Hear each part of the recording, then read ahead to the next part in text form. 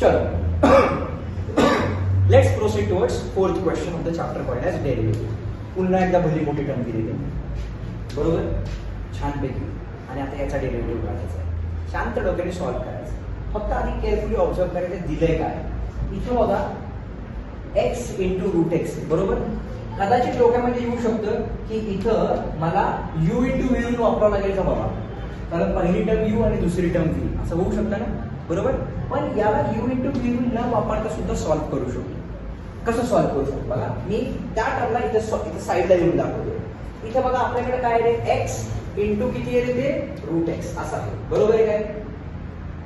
आता याला कसं लिहू शकतो बघा x raise to 1 into root एक्सला कसं लिहितो आपण एक्स रेस टू 1/2 बरोबर आहे. आता लॉ ऑफ इंडायसेस आपल्याकडे आहे बघा. लॉ ऑफ इंडायसेस काय म्हणतो, जर पहिल्या टर्मचा बेस ए असेल आणि पॉवर एम असेल आणि दुसऱ्या टर्मचा पण बेस ए असेल आणि पॉवर एन असेल तर काय करायचं, दोघांच्या बेसला कंबाईन करायचं. म्हणजे किती आला एच बेस आला आणि पॉवर्सला ऍड करायचं. हा लॉ ऑफ इंडायसेस आहे. इथे चेक करा याचा बेस किती आहे रे एक्स, याचा बेस किती आहे एक्स. मग या दोघांच्या बेसला मी कंबाईन करू शकतो काय आणि दोघांच्या पॉवरला मी ऍड केलं म्हणजे किती आलं 1 + 1/2.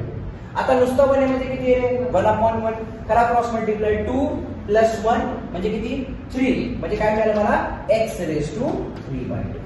म्हणजे u इंटू v चा प्रश्न मिटला. आपण त्या दोन्ही पॉवर्सला मर्ज केल्यानंतर आपण x इंटू रूट एक्स ला डायरेक्टली काय लिहू शकतो x रेस टू 3/2 लिहू शकतो आणि तिथे x रेस टू n चा फॉर्म्युला डिप्लॉय करू शकतो बरोबर आहे काय. चला आता सॉल्व्ह करूया. कसं करणार आहे बघा.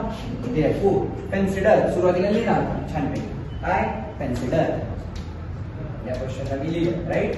आता काय करणार डिफरन्शिएटिंग किंवा डिफरन्शिएट करायच्या आधी आपण काय करूया याला रिअरेंज करूया. म्हणजे कसं बघा y = 7 raise to x plus x raise to 7 minus 2/3 into या दोघांना काय लिहू शकतो आपण डायरेक्टली आता x रेस टू 3/2 लिहू शकतो. कसं मी तुम्हाला ऑलरेडी एक्सप्लेन केले करेक्ट. मायनस पुढे काय राहिले आपल्याकडे log x प्लस पुढे काय राहिले 7 रेस टू 7 बरोबर. चला मग आता डिफरन्शिएट करूया. So differentiating with respect to what x. therefore dy upon dx is equals to आता मी लिहू का डायरेक्टली आपण काय करायचो d upon dx of 7 raise to x आपण असं लिहायचो ना बरोबर. याच्या आधीच्या टर्मला आपण असं लिहायचो ना d/dx ऑफ पहिली टर्म प्लस d/dx ऑफ दुसरी टर्म. आता मी डायरेक्ट लिहू का. चला आपण डायरेक्ट थोडंसं आता प्रयत्न करूया. 7 रेस टू x म्हणजे कुठला फॉर्म्युला आहे आपला, कुठला फॉर्म्युला सांगा आठवायचा प्रयत्न करा. a रेस टू x चा डेरिव्हेटिव्ह बरोबर आहे काय. ज्याच्यामध्ये माझी a ची व्हॅल्यू किती आहे 7. मग a रेस टू x चा डेरिव्हेटिव्ह काय असतो रे a raise to x into log a हा आपला फॉर्म्युला आहे. मग या 7 रेस टू x चा डेरिव्हेटिव्ह काय आला a raise to x into log of a बरोबर. इथपर्यंत a ची व्हॅल्यू माझी किती झाली 7 प्लस.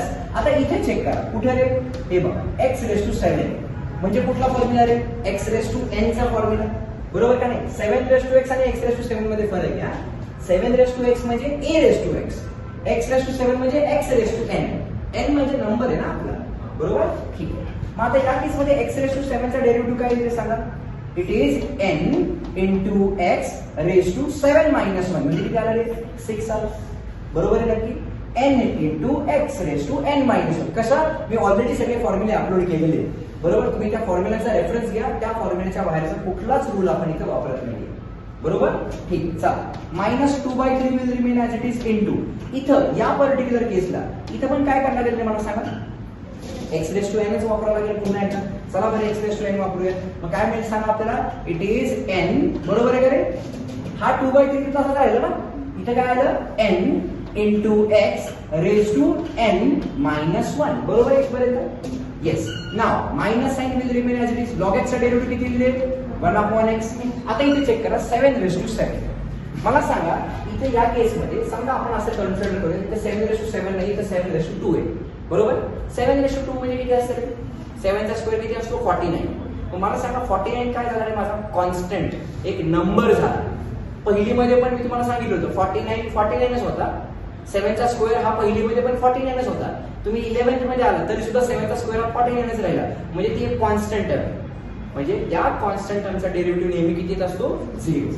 म्हणजे ही जी पुढची टर्म आहे 7 रेस टू 7 त्याचा डेरिव्हेटिव्ह किती येणार रे 0. कारण 7 पण एक मोठा नंबरच मिळणार आहे ना, आणि कोणत्याही नंबरचा डेरिव्हेटिव्ह हा 0 असतो. मला काय म्हणायचं कळतंय का नक्की? चला मग आता काय करूया, या सर्व टर्म्सला सिम्प्लिफाय करूया, right? So if I simplify this entire term, काय मिळेल चेक करा. This can be simplified as therefore dy upon dx is equals to काय मिळेल बघा, 7 raised to x into log of 7 बरोबर, plus 7 into x raised to 6.